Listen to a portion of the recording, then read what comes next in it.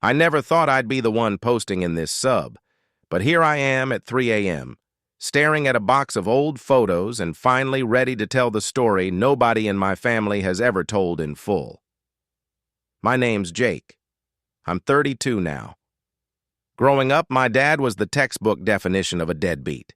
He'd disappear for months, sometimes a full year, at a time with no calls, no letters, nothing. When he did show up, he'd crash on our couch for a couple weeks, smelling like cheap motels and airport coffee, hand my mom a thick envelope of cash, play catch with me for a few afternoons, tell me he loved me, and then vanish again. My mom would cry for days after he left. She never dated anyone else, just worked double shifts at the hospital and told me, "Your father's complicated, Jake. That's all you need to know." I hated him for it. By the time I was 12, I'd stopped asking when he was coming back. At 16, I told my mom I didn't want his money anymore. She could send it back for all I cared. I joined the Marines right out of high school just to prove I was nothing like him. Unreliable, selfish, gone. He missed every birthday after my 10th, every graduation, my boot camp send-off. The last time I saw him alive, I was 21 and home on leave. He showed up unannounced, looking thinner, grayer. I yelled at him in our driveway, called him every name I could think of, told him he was never my father, just some ghost who paid child support. He didn't fight back, just looked at me with these tired eyes and said, "One day you'll understand, son. I hope it's not too late when you do." Then he hugged me, first time in years, and left again.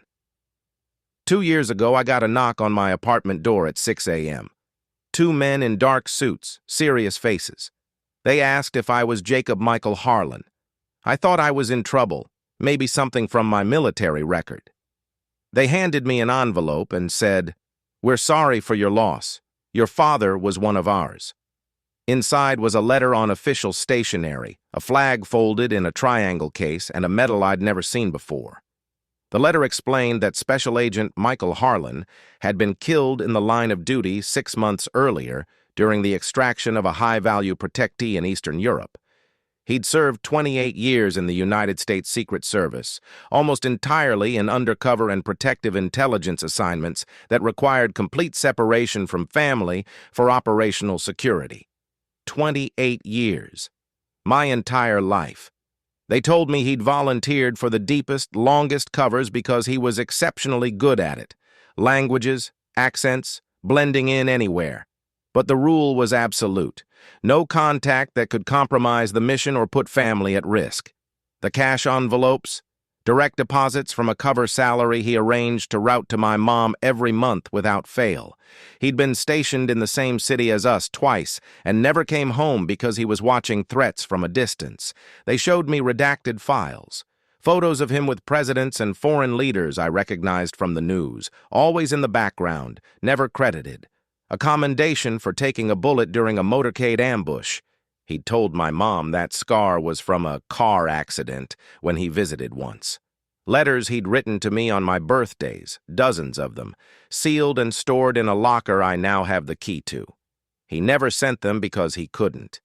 The agent said he'd requested retirement 3 times in the last decade so he could finally come home for good.